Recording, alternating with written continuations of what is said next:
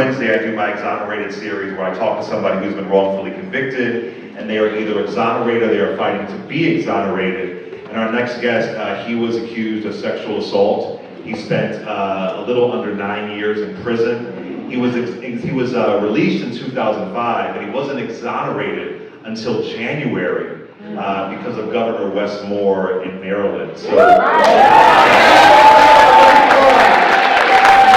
bring him up here. David Veney, are you here?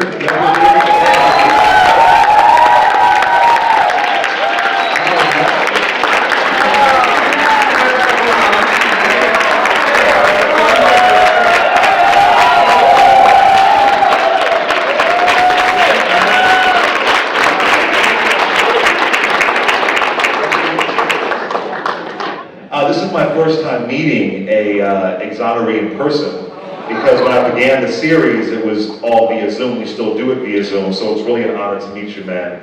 And your story was so powerful. So he was wrongfully accused of sexual assault, and it's a lot of layers to it, but the white woman, and I'm saying that because the majority of my exonerated episodes, they are black men being accused of raping white women. That's just the truth. If y'all are watching online, that pisses you off, so what? It's what it is. And come to find out, the woman was never sexually assaulted. She had accused other people of sexual assault. But here's the worker. She said, well, the man had a strong odor. Then another white, what was it, the probation officer? He was on probation for unrelated, non-violent crime, and his probation officer, who was a white woman, said, oh, well, one of my people, this guy named David, he has a strong odor too. Wow. 9 years in prison. It's crazy. And then there was no physical evidence whatsoever. And then was there an eyewitness? There wasn't even an eyewitness. It's a crazy, crazy story. And I was so moved when you came on the show and explained what happened, and you're a survivor. And part of Beyond the Mic, what we're doing is we want to spread some joy. And so I spoke to some really great people at MJ the Musical, which is the Michael Jackson musical on Broadway. And they donated 2 tickets to Beyond the Mic for us to give 2 tickets to you. So you have 2 tickets to go see MJ the Musical on Broadway, New York City. One of the best shows on Broadway I've seen. So you let us know when you want to go, and you have 2 tickets to go see MJ the Musical. I just hope that brings a little bit of joy. You know, we all love Michael Jackson, right? The show is incredible. So we just wanted to pass that on to you, man, and I'll show you a little bit of love, a little bit of joy.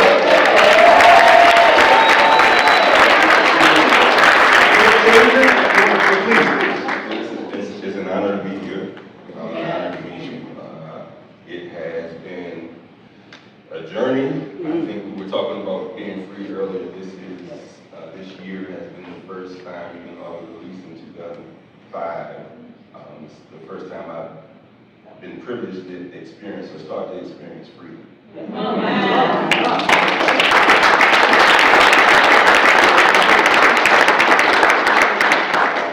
I was listening to the show, and I think we had someone on, I think maybe last week, who spent over 30 years and was just recently released, but doesn't receive compensation. I want to donate to whatever, I'm not sure what, I can't remember what his name is, but I want to be able to donate. Wow.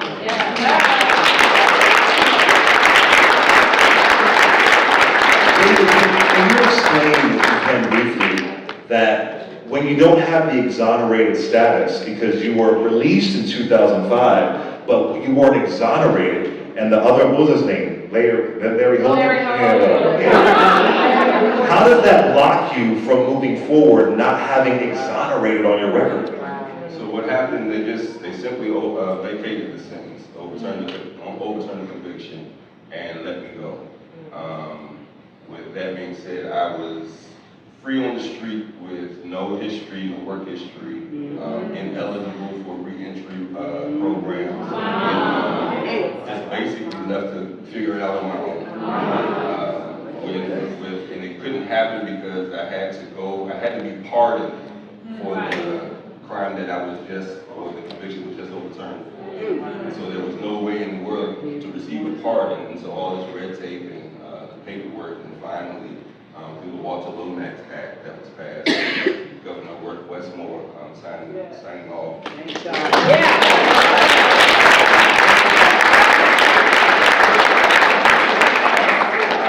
found through the process I am only the 20th individual to receive compensation in the state of Maryland after being and I'm the first that Governor Moore signed off on. So even though it's a good place to be in, there is a lot of work to do. Part of my commitment is to reach back and to help those who are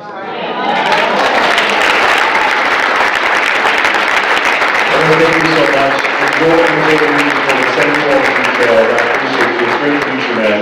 Great to meet you.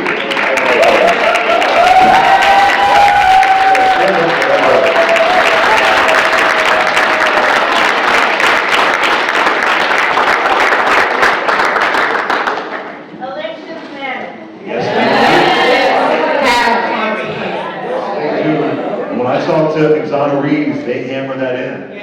And most folks they're incarcerated on the state level, you know what I'm saying? So it's really, really important. It's really important. So are there any programs available for when they are exonerated in any state? Well, are there? It's very complicated. So according to the folks that I've interviewed, you know, they work with the Innocence Project, they work with some nonprofits, but for many people who are exonerated, they are just thrown out on the street. People who are paroled sometimes get better, I shouldn't say better treatment, but they'll get like a bus pass, they'll get a little bit of money. You know, not a lot, but a little something. So for the most part, that's why it's important to reach out to your local Innocence Project, your local nonprofits who are doing that kind of work to help the wrongfully convicted. Because black men are 7 times more likely to be wrongfully convicted. 7 times more likely. That's why I get so pissed off when I hear people say, oh, the risk of systemic racism, that isn't an issue. We have Barack Obama. That's ridiculous. The stats and data show us that. I have one dude, I will never forget it.